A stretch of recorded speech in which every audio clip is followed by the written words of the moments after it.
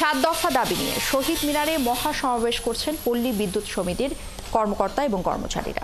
মহাসমাবেশের খবর রাখছেন সহকর্মী সবুজ মাহমুদ। এই মুহূর্তে তিনি আমাদের সাথে সরাসরি যুক্ত হচ্ছেন।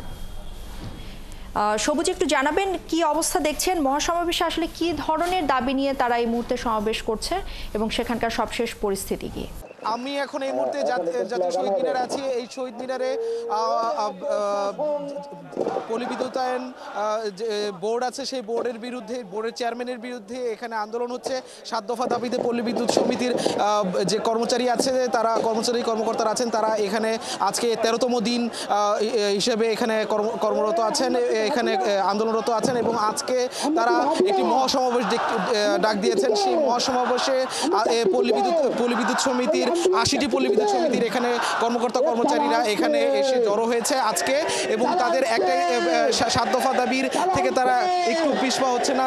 তারা জানাচ্ছে যে 7 দফা দাবি যতদিন পর্যন্ত আদায় না হবে ততদিন তারা এখানে থাকবেন। তাদের দাবি হচ্ছে পল্লী বিদ্যুতায়ন বোর্ড এবং পল্লী বিদ্যুৎ সমিতির মধ্যে যে সংকট রয়েছে, সেই সংকটগুলো খুব দ্রুত সময়ের মধ্যে সমাধান করতে হবে এবং তাদের যেসব কর্মীর বিরুদ্ধে এই আন্দোলনে অংশগ্রহণ করার কারণে মিথ্যা মামলা দেওয়া হয়েছে, সেই মিথ্যা মামলা তাদের বিরুদ্ধে প্রত্যাহার করতে হবে এবং বিনা নোটিশে যাদেরকে চাকরিচ্যুত করা হয়েছে সেই চাকরিচ্যুতদেরকে চাকরি পুনর্বহাল করতে হবে। এখানে তাদের আরও দাবি হচ্ছে যারা অস্থায়ী ভিত্তিতে লাইনম্যান হিসাবে কর্মরত আছে তাদের চাকরিকে যেন নিয়মিত করা হয়। পল্লী বিদ্যুতে 80টি পল্লী বিদ্যুতে তাদের কর্মচারীদের সংকট রয়েছে, সেই সংকট নিরসনেও তারা দাবি তুলছে। তাদের দাবির মধ্যে আছে যে এখানে পল্লী বিদ্যুতে যে সকল মিটার এবং যন্ত্রপাতি ব্যবহার করা হয়, সেই মিটার এবং যন্ত্রপাতিগুলো নিম্নমানের হওয়ায় গ্রাহকদের কাছ থেকে যেসব অভিযোগ এবং গ্রাহকদের যেই তোপের মুখে পড়তে হয় তাদেরকে, সেই তোপের জন্য দায়ী আসলে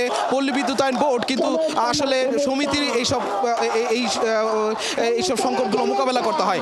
এই সকল সংকট যেন না হয়, পল্লী বিদ্যুতায়ন বোর্ড এবং পল্লী বিদ্যুৎ সমিতির মধ্যে যেন কোনো ধরনের ব্যবধান না থাকে, তাদের মধ্যে যে বৈষম্য, সেই বৈষম্য এবং দ্বৈত ব্যবস্থাপনা, সেই ব্যবস্থাপনা যেন নিরসন করা যায়, এই দাবিতে পল্লী বিদ্যুৎ সমিতির কর্মচারীরা আজকে 13তম দিনের মতো এখানে এসে তাদের অবস্থান কর্মসূচি করেছেন এবং আজকে তাদের এই মহাসমাবেশ, তারা চাচ্ছেন না যে এখানে আর তারা অবস্থান করেন, তাদের দাবি যেন দ্রুত সময়ের মধ্যে মেনে নেওয়া হয়। এখানে আমি একজন পল্লী বিদ্যুৎ সমিতির একজন কর্মচারীর সাথে কথা বলার চেষ্টা করব। আপনারা কি দাবিতে আন্দোলন করছেন একটু বলবেন? আমাদের আজকে এই আন্দোলন চলছে গত 13 দিন যাবৎ এবং বাংলাদেশ বোর্ডের চেয়ারম্যান মহোদয় স্যার আমরা পদত্যাগ চেয়েছি। উনি ওনার এই পল্লী বিদ্যুৎ সিস্টেম উনি 7 মাস ধরে এসেছেন। এই 7 মাসে এসে উনি 6000 লোককে হয়রানির মধ্যে বদলি করেছেন এবং রিমান্ড মামলায় এবং রিমান্ড দিয়েছেন এবং 29 জনের চাকরিচ্যুত করেছেন এবং আমরা তাদের প্রথম পদত্যাগ করার দাবি করছি।